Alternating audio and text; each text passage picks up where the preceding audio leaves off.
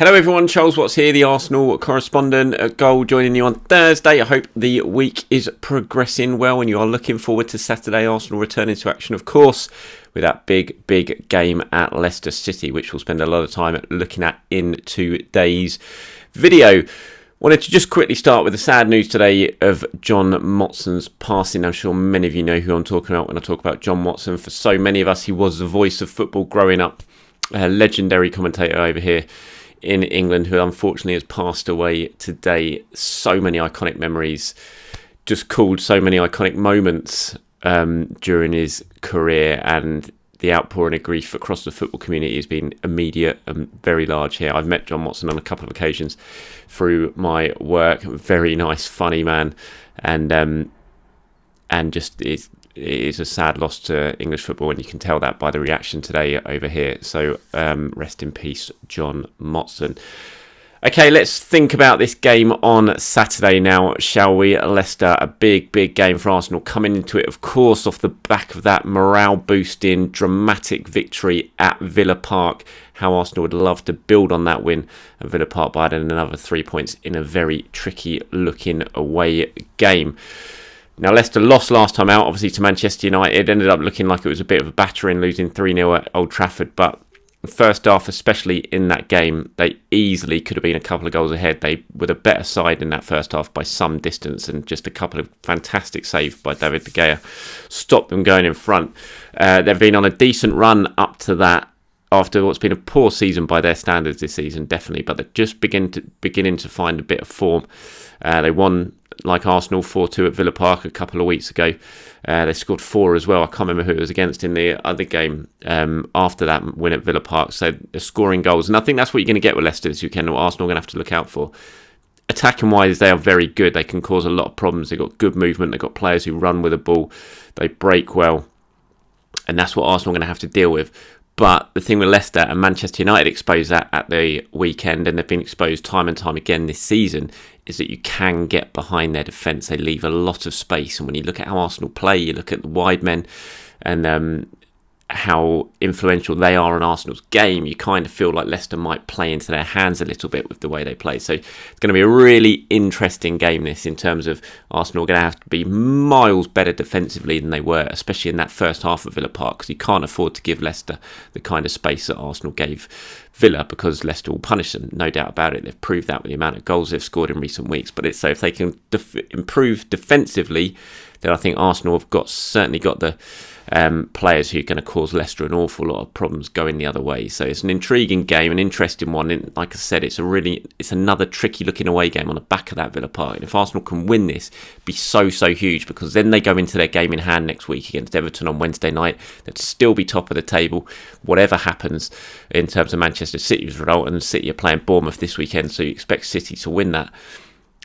So it just means if Arsenal can beat Leicester, then they go to the Everton game still top of the table. And if they can take advantage against Everton, then suddenly there's that nice little gap at the top of the table again, having played that game in hand that they've had for so long. And then next game for Arsenal after that is another home match. So it's a big game. They're all big games. It's tough to really sort of play them down at this stage, isn't it? It's when you're in the title race, when you're competing against a team like Manchester City, who don't drop many points, although they have, of course, drawn their last couple with a draw against Nottingham Forest and their draw last night in the Champions League against Leipzig. You know that they're going to win the majority of their games. And so Arsenal just have to keep doing it, keep picking up these victories away from home or at the Emirates, and just keep ticking over and trying to get this job done. And you can't rule out Manchester United in this as well. United have got a big cup game this weekend. They've got Barcelona tonight, and the cup final against Newcastle. So they're not going to be playing this weekend. And but they're in the title race. You can't say they're not. I think they definitely are, especially with Marcus Rashford in the type of form that he's in at the moment. You can't rule them out. Clearly, they're a little bit behind Arsenal and City right now, but they're still in the title race. So it's not 2 horse, it's 3 horse in my view. I mean, looking ahead to the game against Leicester, in terms of who starts for Arsenal, I think this is going to be an interesting one. We saw that Mikel made a couple of changes last week to his starting lineup. The big one was Trossard coming in and Martinelli being dropped. It was the first time Martinelli hasn't started a Premier League game all season, so it's quite a big thing. Mikel made a sort of point afterwards in the press conference that he hadn't been dropped. It was just, rotation and all that. But having said that, it was still clearly a big thing. It was the first time this season he has not started a Premier League game. And Trossard, I think, deserved his start, because when he'd come off the bench, he'd looked very, very sharp, and Martinelli clearly wasn't in the best of form. So I think it was a good move. It was the right move. Ultimately, it didn't quite pay off because Trossard was quite quiet. And then when Martinelli came on, I thought he was fantastic, and he really helped change that game and win that game for Arsenal. Scored the 4th goal, obviously set up I think he doesn't really get the assist, does he, because of the way the shot went in off the back of Emi Martinez, but basically set up the 3rd goal as well, finding Jorginho the way he did. So the big thing is, what do you do with Martinelli now? Because I think his best 2 appearances, probably in 2023 for Arsenal, when he's looked the most dangerous, have both been when he's come off the bench, and that was against Manchester City in the FA Cup game at the Etihad, when I thought he caused City loads of problems in that sort of half an hour, 25 minutes that he came on in that game, and then definitely at Villa Park as well. So I think his 2 best performances have been as a substitute. So do you stick with Trossard from the start for this one? It's going to be an interesting call for Mikel Arteta, I think.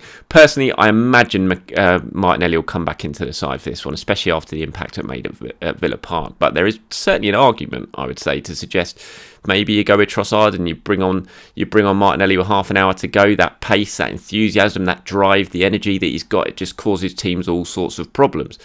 And that's been backed up with his last couple of appearances off the substitutes bench. So it's a bit of a decision, I think, for Mikel to make. But personally, I think he'll probably go with Martinelli, and I think that's the main one. Obviously, Arsenal do have that game against Everton on Wednesday night to think about. So, and pretty much from this weekend now, it is just midweek every single week until the end of the season. The games are coming thick and fast. The last few weeks have been pretty quiet. It's been weekend, aside from the one when they had Man City. But from now onwards, with the Europa League coming back, it is just non-stop through to the end of the season. So Mikel's not going to be able to continue just playing the same starting 11 every single game, or pretty much the same starting 11. We're going to have to start seeing an awful lot more rotation now with the Europa League coming back and the midweek games coming back.